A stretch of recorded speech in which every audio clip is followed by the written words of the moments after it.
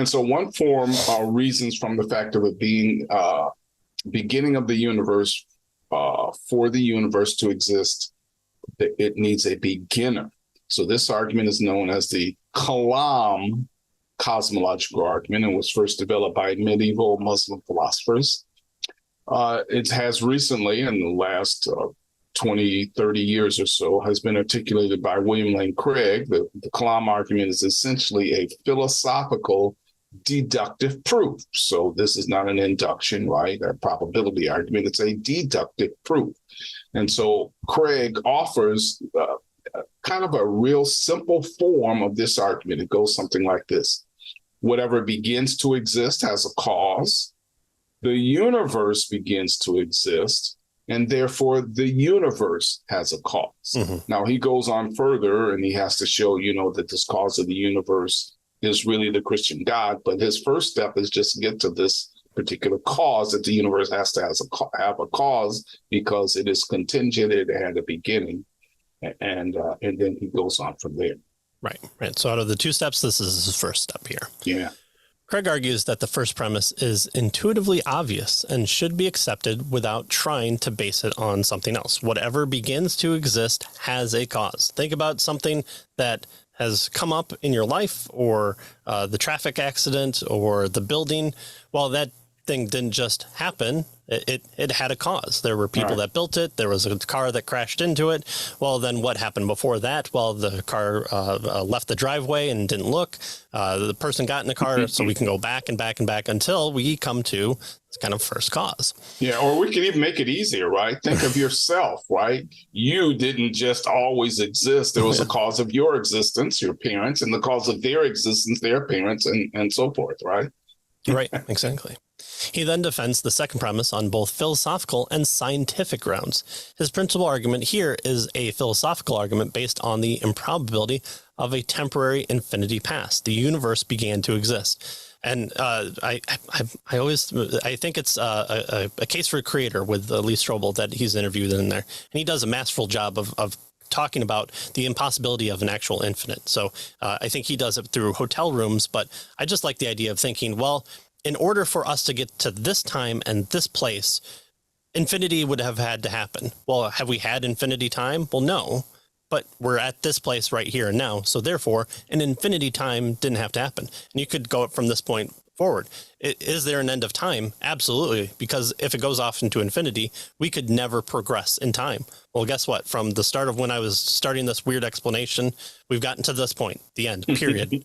And look, we've traversed a time period. And so therefore, at least as far as time or the universe, it doesn't seem to be an actual infinite. So that's what he does here. And Craig uses the hotel, he calls it Hilbert's hotel based on a mathematician, Hilbert. And he argues that it's incoherent, as you mentioned here, right, to posit an actual infinite that really exists, right? He says we can have a mathematical construct, right, of infinity, right, that we can use to make mathematical equations and that sort of thing. But an actual infinite, in reality, he argues, is a incoherent concept. Right. So he says that the idea of time extending backwards infinitely, what is known as an infinite regress, though an actual infinite series of moments or events is said to be inherently irrational. Therefore, on a priori philosophical grounds, this argument concludes that the universe must have had a beginning. So at least very step one, the universe has a beginning. Therefore, it seems like we have to go to our first point. Whatever begins to exist has a cause. And what is that cause? Who is that cause? There you go, right? And so although the Kalam argument, as originally formulated, is a deductive philosophical proof, Craig and other classical apologists supplement this rather abstract argument with the scientific evidence. Notice that the universe had a beginning. So not only does he use a philosophical proof, that the impossibility of an actual infinite series of things, but also he uses scientific evidence, as he sees it, to show that the universe actually had a beginning, right? The argument here is based on the virtual consensus among all cosmologists that this beginning occurred in what is called the Big Bang, right? And so it has to be pointed out that even if a series of Big Bangs were postulated, for which there's really no evidence, it is clear that the universe would not oscillate through such a series from eternity. So there it is. He has a philosophical proof with regard to the impossibility of an actual infinite number of things or events and that sort of thing. Mm-hmm. And he has scientific evidence based on the cosmological position of the Big Bang to show that the universe began to exist. And of course, then, logically, then it shows that if it began to exist, then it had to have a cause. Right. And so that's how he gets to his conclusion. Right. So he uses both space and time as pointing to a single point in time where the universe started. And so here, then, opponents have raised a variety of objections to these arguments. For example, they claim that reasoning from the finite, temporal, or contingent nature of all things in the universe to the conclusion that the universe itself is finite, temporal, and contingent commits the fallacy of composition. Well, the fallacy occurs when the attributes of the parts are attributed to the whole. For example, it would be a mistake to reason from the premise that all atoms are invisible to the conclusion that all physical objects, since they are comprised of atoms, should also be invisible. Well, how do I stop myself from falling to the floor? Well, unless if I'm the Flash and I can vibrate my atoms so that I can fall through it, that's not happening. So, here atoms just empty space. So how am I existing on this plane of existence? Well, okay, and we should ask that for ghosts as well. How does ghosts glide across the floor if they're incorporeal? Well, all right, we'll have to wait for that one. Or ask Casper himself. Yeah, maybe he's just the ghost version of the Flash.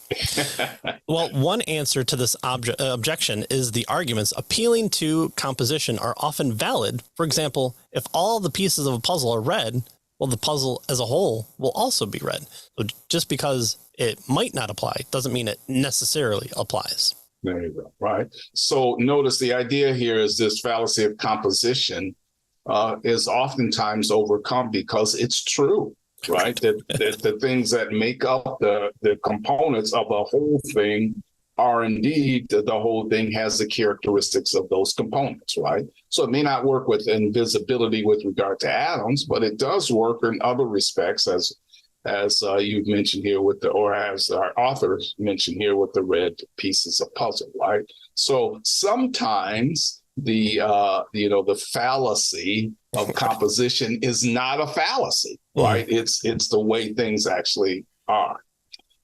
Another objection is that the argument begs the question by assuming what it sets out to prove, right? So the Kalam argument in particular is often criticized for reasoning from the inconceivability of an actual infinite series to its non-existence, right? We can't conceive of an actual infinite, and therefore it doesn't exist, right? That's the claim here against the Kalam argument, right? It suggests that what seems inconceivable to the human mind is not necessarily exist. But the Kalam argument doesn't buy that, right? The defenders of this form of cosmological argument typically respond that the issue is not subjective inconceivability, right? What one person's mind can conceive, but objective irrationality, whether the concept is rationally coherent, right? So notice it's not, I can't conceive of it and therefore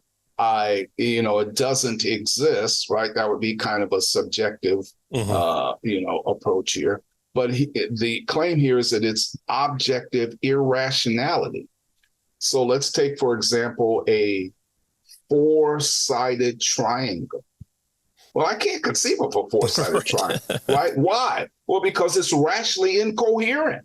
So you can't conceive of it, right? And so that's the kind of thing that the Kalam, defenders of the Kalam cosmological argument attempt to show. It's not this subjective inconceivability. It's really rational incoherence with regard to an objective, irrational type of inconceivability.